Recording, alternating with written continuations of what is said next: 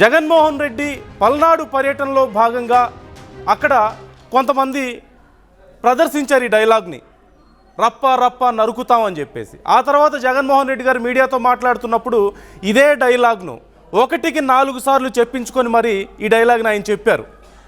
అప్పటి నుంచి దీని గురించి పెద్ద రచ్చ జరుగుతోంది. నువ్వు సినిమా డైలాగే కదా, చెప్తే తప్పేంటి అని జగన్మోహన్ రెడ్డి గారు అంటున్నారు. ఏం చెప్పకూడదా సినిమా డైలాగుల్ని అని ఆయన మాట్లాడుతున్నారు. ఆయన కూడా 1కి 4 సార్లు రిపీట్ చేశారు. టీడీపీ కార్యకర్తలు వైసీపీలోకి వచ్చి మరి వాళ్ళనే నరుకుతామంటున్నారు, వాళ్ళు రియలైజ్ అయ్యారు అని మాట్లాడినటువంటి పరిస్థితి కూడా మనకు కనిపిస్తోంది. మరి ఈ అంశానికి సంబంధించి ఇప్పుడు ఆంధ్రప్రదేశ్ పాలిటిక్స్లో పెద్ద చర్చ జరుగుతుంది. ఓవైపు ఇప్పటికే ఏపీ సీఎం రెస్పాండ్ అయ్యారు. గంగమ్మ అమ్మవారు చాలా ఊర్లో ఉంటారు, సహజంగా పల్లెటూరులో మనం చూస్తూ ఉంటాం, అక్కడ బళ్ళు ఇవ్వడం అనేది చాలా సహజం అని చెప్పి ఆయన మాట్లాడారు. ఆ తర్వాత పవన్ కళ్యాణ్ గారు కూడా దీని గురించి డిప్యూటీ సీఎం కూడా రెస్పాండ్ అయ్యారు.